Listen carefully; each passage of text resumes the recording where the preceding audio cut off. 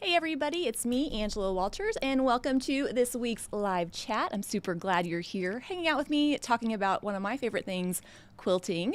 If you're watching live, as always, Jessica is behind the camera monitoring the chat, and she'll give me your questions at the end. So if you have any questions, you can definitely put them in the comment section now. In today's live chat, I'm going to be kind of recapping the last video that we had in the Mastering Swirls Free Motion Challenge Quilting Along, where we learned how to take that swirl design that we saw in week one, or the week before, and we're going to learn how to create two different variations.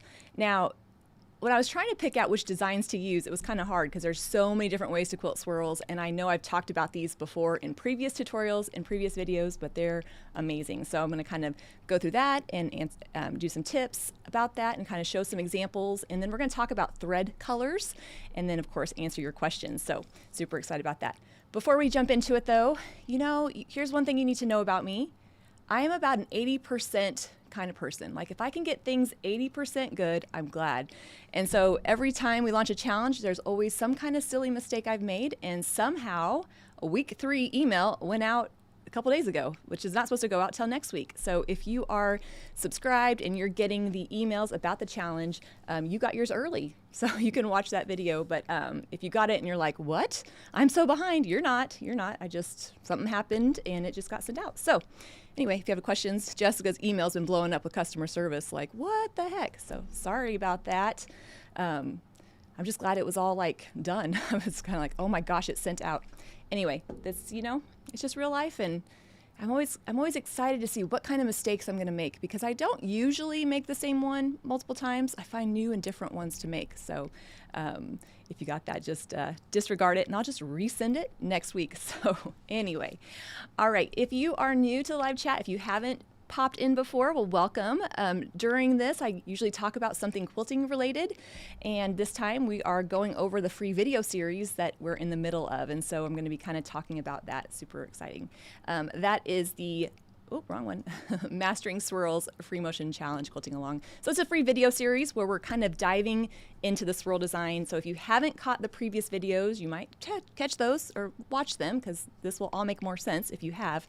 The first video came out the week before last, and we talked about how to quilt the swirl design just as a basic kind of all-over design and how to use it in blocks. And like I said, we're talking now about how to create some different variations. So recapping that video. Now, when I picked out the swirl variations that I wanted to teach, like I said, I know we've already kind of seen them before, but these two are such great designs, and they teach you two things that you can apply to other designs, traveling and echoing. So even if you're like, I don't want to learn this design, there's still some practical takeaways that you can apply to other designs. But we took that same shape, that same swirl and echo, and we added just one little step to create the different shapes that we're going to work on today.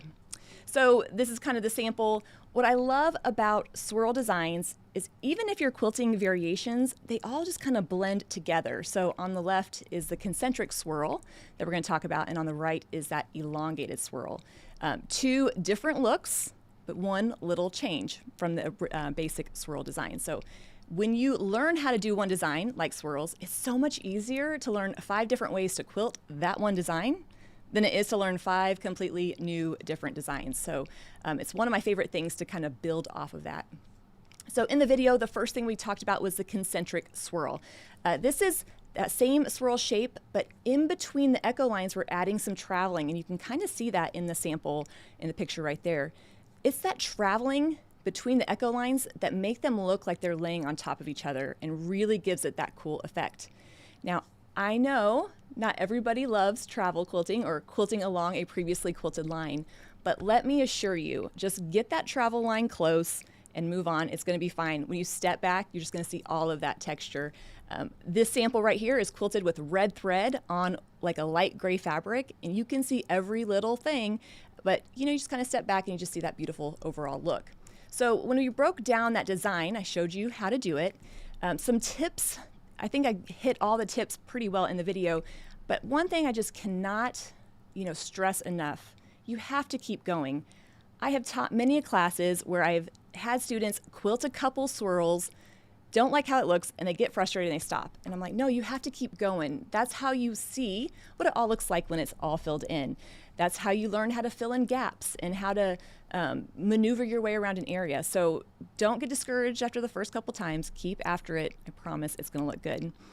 By far, I would say the biggest struggle with this design is that traveling. So like I said, just get it close and move on. When you're quilting this on your quilts, use a thread color that matches the background fabric, and all you'll see is that beautiful overall texture. So I can't stress it enough. And another thing I say in all my videos is I think people will notice a gap in the quilting before they notice an error. I mean, if you've seen any of my videos, you can quote that. But that just means I need to fill in the whole area. If I have everything filled in, even if that swirl isn't the perfect shape and the spacing isn't quite right, it's all going to blend into each other. So when you get stuck with some of those spaces in between the swirls, and we saw that in the video, add some echo lines, add some regular swirls. Quilt Angela is awesome. I mean, whatever you want to do, just kidding, obviously, but filling in those gaps will help you get that overall texture. And if we had little sound effects, I could do a little ding for every time I say overall texture, but it's true. I want to see the overall quilting, not the individual swirls here. Now, the Concentric Swirl is a design that I love to use in solid or tonal fabrics where you can see the quilting. Since it has that traveling in between the echo lines, it's going to take a little bit longer. Now, I don't know if it makes me a lazy quilter or an efficient quilter, but I don't want to take the time to quilt this intricate design if you can't even see it. So busier fabrics are going to get an all-over swirl, and then in those fabrics that you can actually see the texture of the quilting, that's where I'll do the Concentric Swirl. Put this design around parts of your quilts that you want to show off. So if I have all these blocks in my quilt, and this is the great block, the one where all the points match, hallelujah, I'll quilt those concentric swirls around it. So it just really kind of squishes down and makes everything else pop up.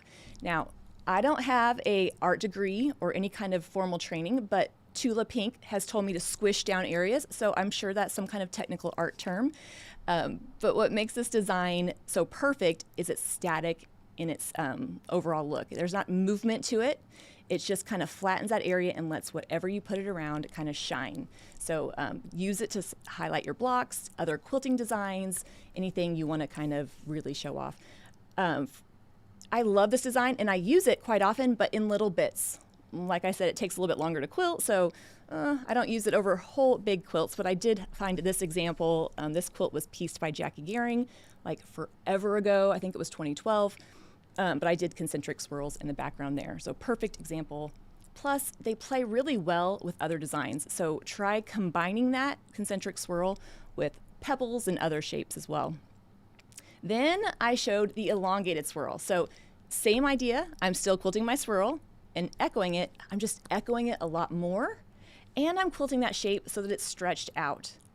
So kind of, how I said the concentric swirl is static. It kind of flattens down an area. This particular design, we're quilting that swirl so that it's stretched out, and then we're echoing it. So that's going to give that design a direction. So here in a couple weeks, we'll use that direction to our benefit to create a swirl chain. But here, I'm just making them go in all different directions just to give a nice look of movement to the background, a beautiful curvy look. And depending on what you quilt it around, it really can take on other kind of effects. So if you quilt it in water, it can look like waves. If you quilt it in a part of a sky on a panel, it can look like wind. But of all the quilting designs I do, this one is probably my #1 go-to. Once you get the hang of it, it is so quick to quilt. And I know if you're practicing, you're like, you are not telling the truth, Angela, but I am. Once you learn how to do it, it's very, very quick. Think about the fact that there's no traveling. So every time I have a travel or a change in direction, that takes a little bit of time. With this one, there's no traveling, so I'm just echoing, echoing, echoing.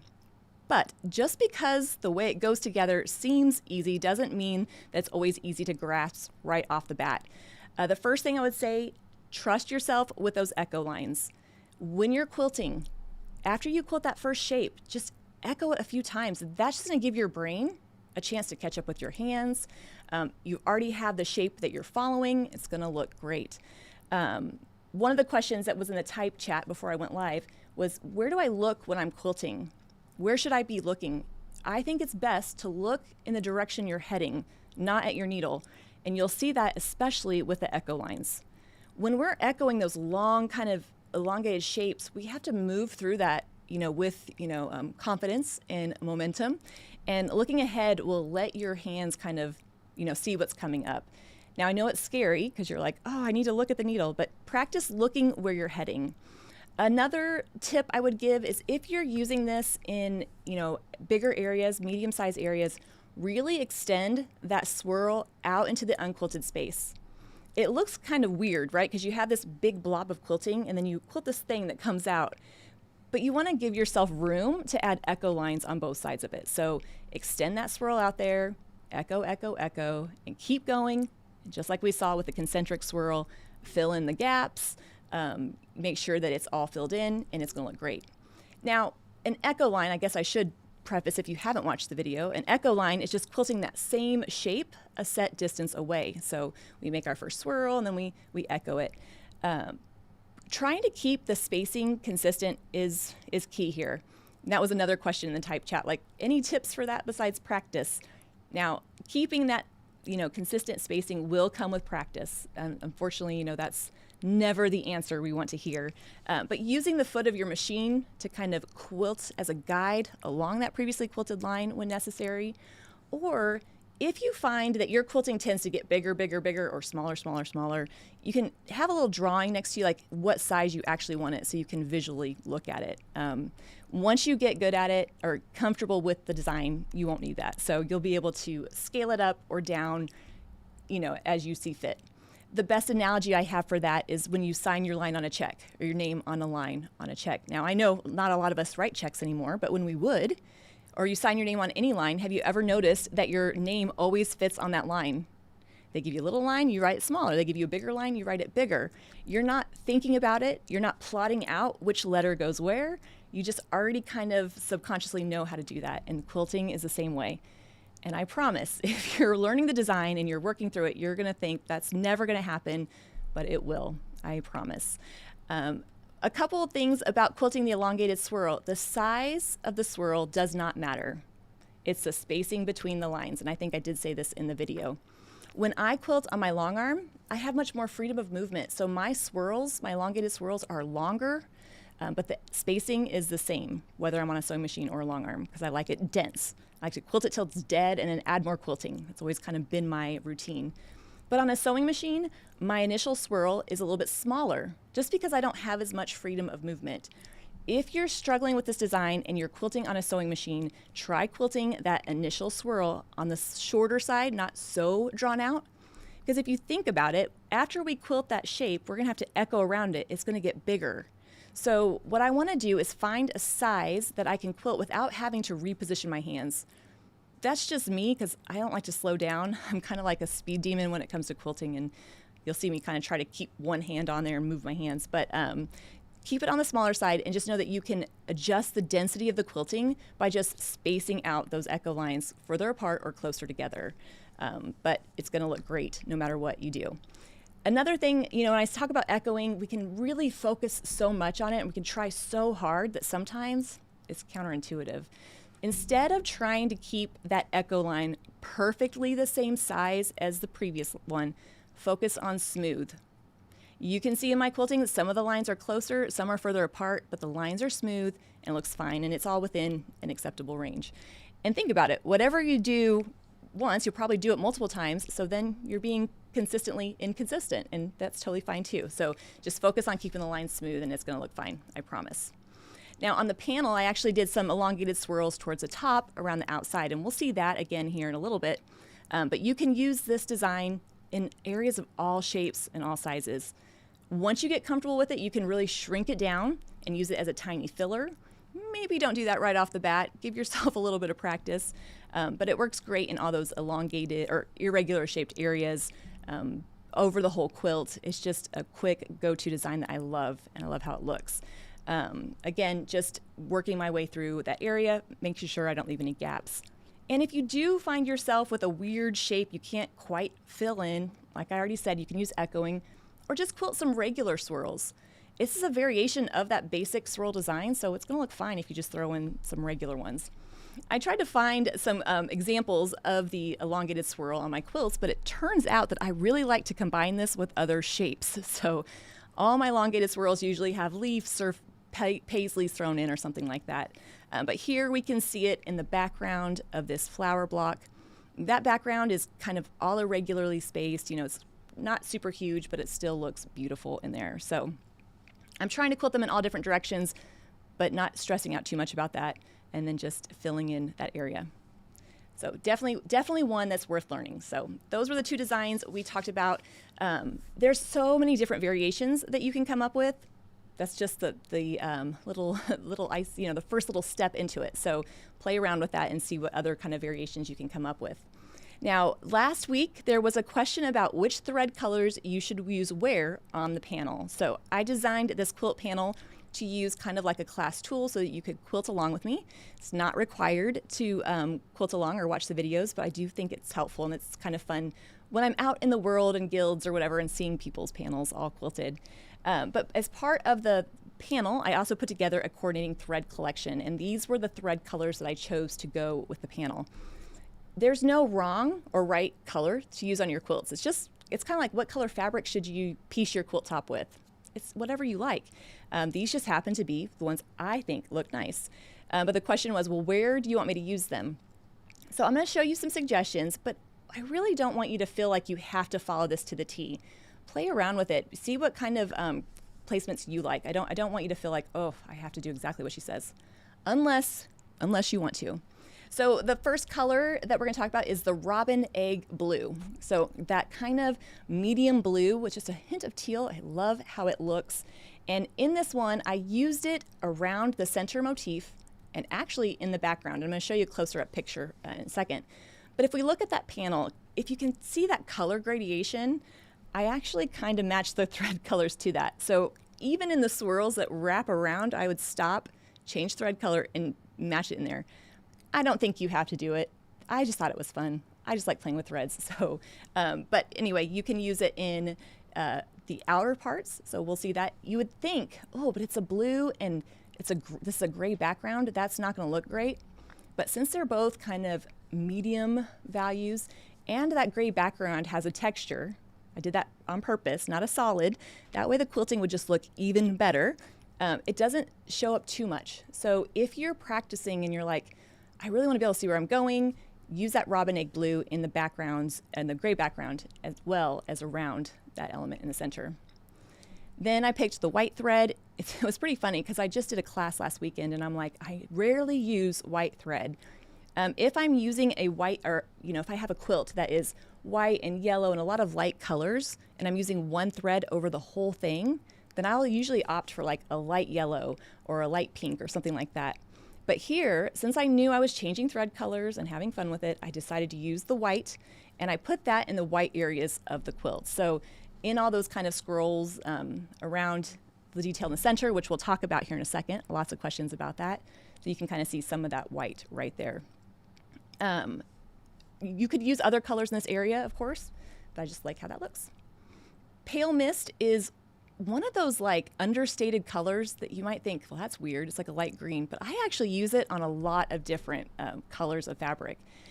For the center motif of the quilt, I used the pale mist in that main center area and also in the background area. So over here, you can kind of see in that center, everything that's green and blue in the middle is quilted with that pale mist, or what I would suggest quilting with that. Beautiful, because it just kind of takes on that green, or it kind of takes on the blue of whatever it's around, so it looks pretty cute. But then in the background, have those swirl chains. On the outside, I quilted with blue thread, and then on the inside, I did pale mist. So if you don't want your quilting to show up so much in the background, you're like, I just want to know that it's quilted. I don't want it to be like, hey, look at my swirl.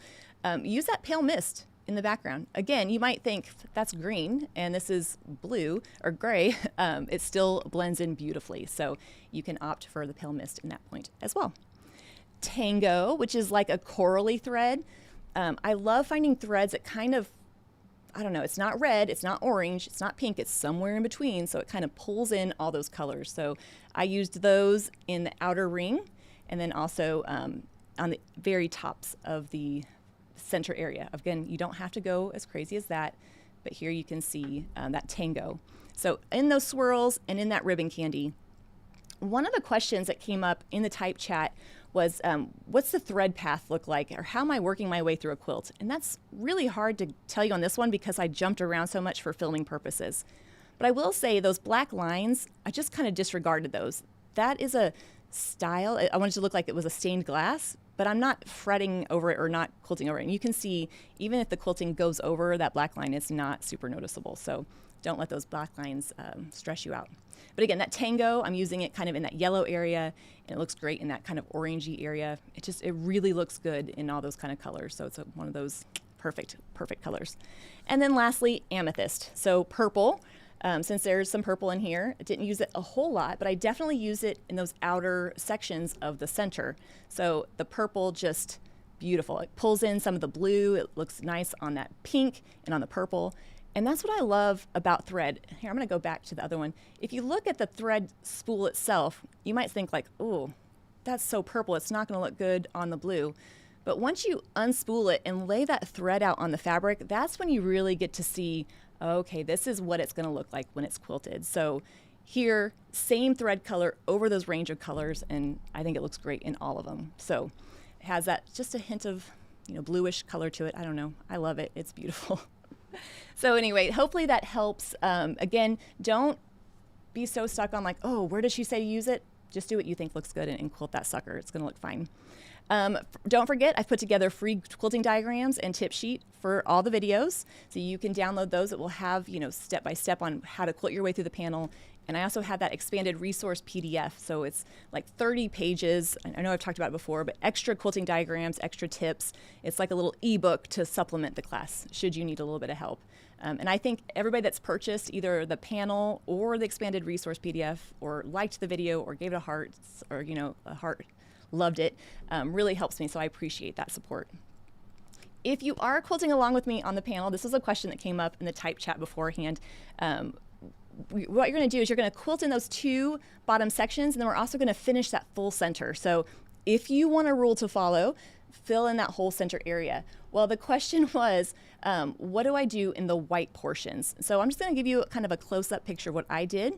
But in those white portions, if you don't like what I'm suggesting, which is a serpentine line, you can just quilt an echo line. You can just do like a loopy kind of shape. You could even just leave it unquilted. It's thin enough, it's going to look fine. So don't stress out too much about it. In fact, if you do one design in one part and don't like it, do a different design in the other part. It's going to look fine. But what I chose to do was the serpentine lines. That's a design I love to do. It's a perfect shape for this in my mind. I like how it gives it that illusion that it wraps around, but it's not the most beginner-friendly design. If I was thinking about it, I should have probably just did something easier. But anyway, so in that white area, you can do serpentine lines, just quilt something in there. And then you can see in the blue kind of teardrops, in the gray, there's just some echo lines, a little teardrop. Again, don't worry too much about this. Just fill it in and move on. And then here you can kind of see another little detail, which is some echo lines. So if you don't like that serpentine, no problem. You can just quilt some echo lines in that area. And that's what I did in those little fleur-de-lis at the tops. So again, if you're quilting along with me and you want a rule to follow, fill in that whole center with the designs of your choice. You don't have to quilt along at the same time though. If you are like, oh, I'm behind, or I couldn't even start the video series, no problem. They're gonna be on my YouTube channel and on my website indefinitely. So you can always check out previous Free Motion Challenge quilting alongs. You can always come in when you can, and it's totally fine. So don't let that stress you out.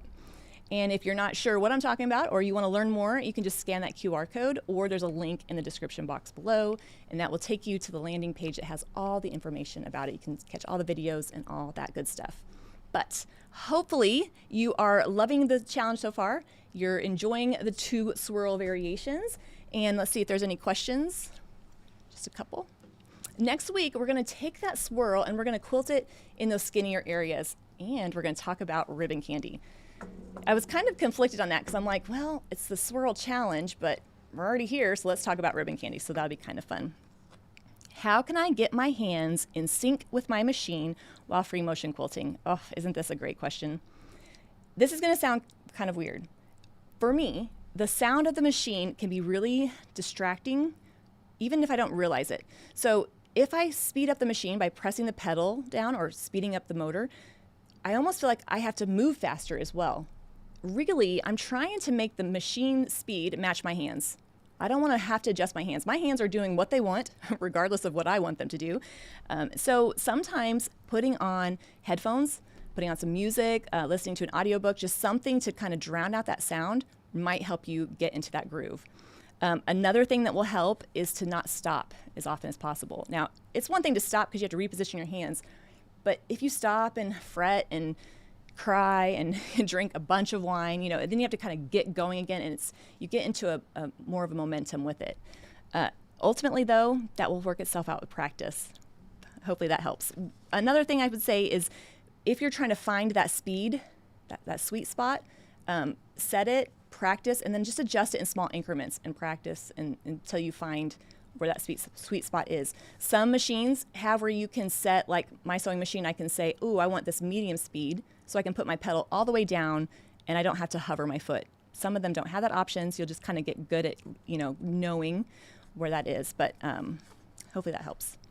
In the areas with the colors changing from orange to blue, what color thread do you use, or do I change for each color? So if you want to use just one thread color, I would use that Tango. Even though it's blue, it's still going to blend in pretty nicely. I changed threads, though, even in the ribbon candy, because I don't know. When I was doing it, I was like, this is a little over the top, Angela. But sometimes you're being neurotic, but you just can't really stop. Yeah, so that's what I did. What do I do when I skipped stitches or are too long of a stitch? Do I stop and pick out the stitches or just go back and stitch over it? I go back and stitch over it. So let's say, now if there's a lot of skip stitches, there's a problem and I need to fix that. And sometimes I'll have to rip the quilting out. But if it just happened to skip, it's, an inch or so, I might just go back and stitch over it a little bit. If it's like half inch or so, I would just leave it. I don't know. As long as you don't get a toe caught in the stitch when you pull the quilt over you, it's fine. As long as the stitch itself will hold intact. What we don't want is so big that it's not stitched anyway. So I would go back and just stitch over it, but that's totally up to you. On the elongated swirl, the spacing between the echoes seems smaller in the center than the elongated tail. Is that correct? Kind of. I kind of mentioned, and I should have said this, I don't want all the threads to build up on themselves. So as soon as my foot hits the previously quilted line, I know it's time to change direction. Well, when I'm at the base or the curve, the longer part of the swirl, there's plenty of room. It's not all crammed in there, but inside the swirl, it's kind of crammed. And so what happens, I tend to echo my way in. I'm like, ooh, there's not a whole lot of room to get out. So I just kind of squeeze my way out. So that's a perfect example of the spacing not being consistent, but being smooth. So it does tend to work itself out that way. And that's just because my initial swirl is smaller. Totally fine. If you're like, mine's totally doesn't look like that, it's great. Don't worry about it. That's just the result of there not being as much room inside the swirl, and I still am working my way in there. What do I use in the bobbin when I'm changing thread colors? Great question. So what I do for filming is I put one color bobbin and I just go for it, especially when the backing fabric is busier. You can't see the quilting as much. So I did like a light gray in the bobbin. But if I'm working on a quilt and maybe the backing fabric contrasts and, I don't know, it's going to show up a little bit more, I will definitely switch thread colors. Now, I don't like match thread colors. Instead, I go for the value. This is going to be like super confusing, but I use pre-wounds and I have my, my white, my light gray, my light tan, my medium tan. I got all my color, all my neutrals, because they don't have them in every color. So if I put, let's say, Tango on the top, that's a pink. I don't have that same color, but I would go with like a medium tan because it's the same value and it's pretty close in color. So if you're using a fabric that you're going to kind of really see it, go ahead and change the thread colors, or you can use the same one over it. Again, it's kind of like thread placement. It's just whatever you like. So if it's a busier fabric and you can't see it anyway, then I'm like, ooh, I'm going to use up some of my empty bobbins. Anyway, so hopefully that helped. If you're not watching live and you're like, oh, but I have a question, leave it in the comments because I get on there from time to time and answer it. And I know other quilters do as well. And so I love how quilters cheer each other on. Are so encouraging. When we talk about the quilt police, the people that are critiquing your quilting, they're not out there. They're in your own head. And sometimes we need to hear other quilters kind of help pull us away from our own thoughts. So definitely leave that in there. Again, I'll be back next Tuesday with the next video, where we'll see quilting those swirls in skinnier areas. And then I'll be back with a live chat next Thursday, and we'll talk even more about that in the ribbon candy. Until then, everybody stay safe, stay warm or cool, however you are, and I'll see you then. Until then, happy quilting.